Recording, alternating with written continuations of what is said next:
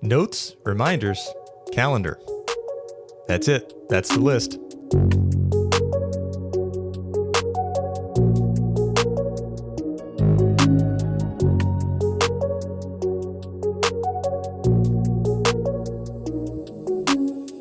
So I sarcastically replied to this tweet, but there's a lot of truth behind what I said. Now, I've been known to nerd out over productivity apps, and I still have a more complicated setup than your average person. But lately I've gone back to the simple trinity that is the Apple productivity system. Notes I've been using the longest of all three. It has all of my YouTube channel ideas, finances, health, home information, and more, still organized in Tiago Forte's Para method, as is my iCloud Drive and Google Drive storage solutions with folders to match. And I have a whole video on Apple Notes as a second brain, but it really comes down to the fact that it's simple, easy to use, and holds all different kinds of information due to its rich text format.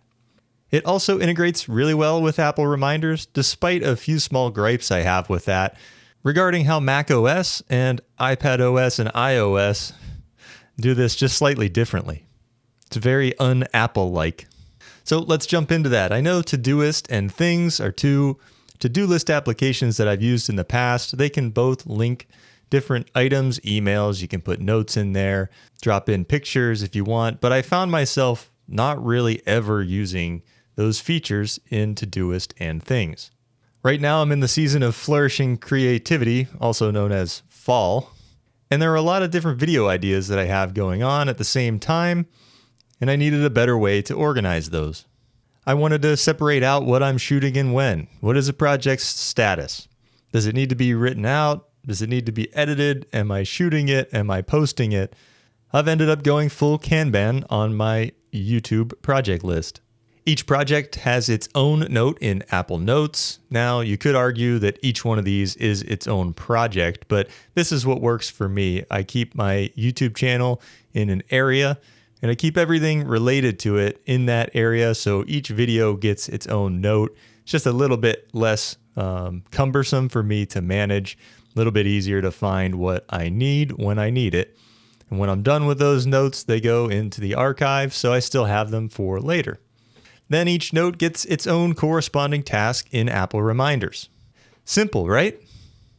Well, if you're on iPad, yes. You can split screen view Apple Notes and Apple Reminders, drag the note from Apple Notes into Reminders, and great, you get this little icon, it's the Apple Notes icon, that shows you that the note is linked to the reminder.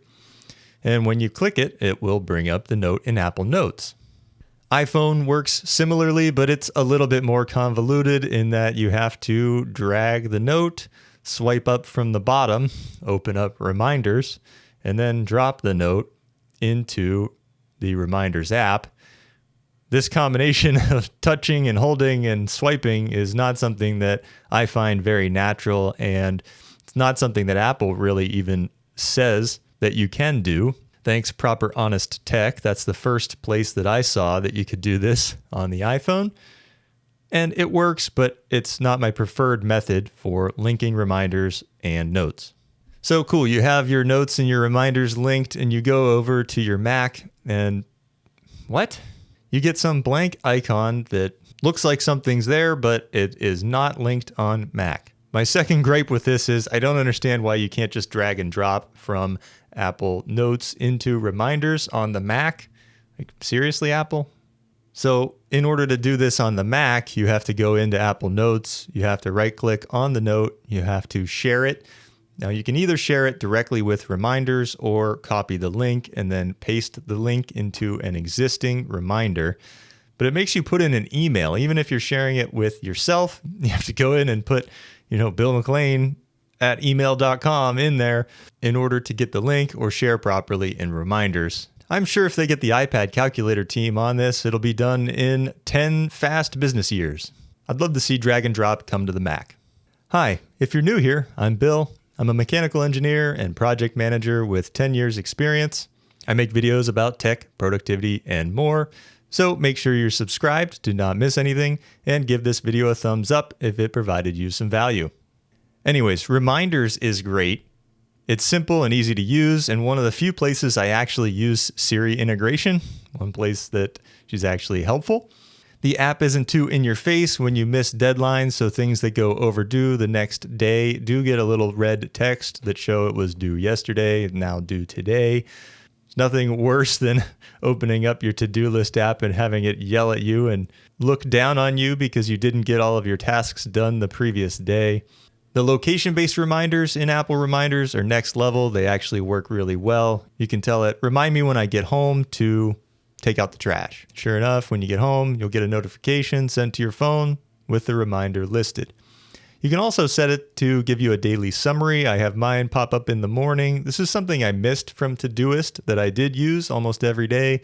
Things does not do this. Not exactly sure why, but I liked getting an overview of my day, see if there's any critical tasks that I need to do, and even if I missed a few things from yesterday, figure out if I'm going to have time to do them today or not.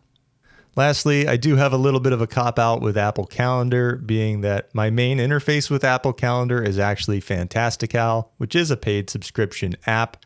One of the main reasons is the UI in Fantastical. I like it a lot better than the Apple Calendar UI, and the home screen widgets for iOS and iPadOS are just way nicer than what Apple has in their default calendar app. Fantastical also shows your calendar and reminders or to-dos in the same place. It has great integration with Todoist if you use that, but it also integrates with Apple Reminders, and you can check off or add or delete or move tasks within Fantastical, as well as see them side by side with your calendar events for the day. Now, Apple is adding integration with reminders into Apple Calendar for iOS 18, so I will be sure to play with that when it's out, and maybe I could get rid of this third-party app, but the widget situation and the UI situation is probably going to keep me around long-term if I had to guess. And the common theme between Notes, Reminders, and Calendar is that they are all dead simple to use. I don't know how I would feel about Apple Calendar in a professional setting. I really don't like Outlook, though, either, so I would just have to try. I'm sure I could get used to it. Fantastical would certainly be my choice if I had the option to do so, but Apple Calendar is more than adequate, really has all of the basic features that you need in a calendar. So there you have it. I do think the simpler that you can make your productivity system, the better off you will be for the long term. Notes, Reminders, and Calendar are as simple as it gets.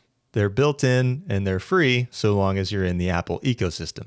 Ultimately, the tool doesn't matter, and really the focus needs to be on the work that you are getting done with these tools. If you focus on that, you'll excel no matter what tool you choose to use, or what somebody else on the internet says is their favorite way to do things. If you wanted to see more about Apple Notes as a second brain, you can check out this video here. Otherwise, don't forget to like and subscribe, and we'll see you in the next one.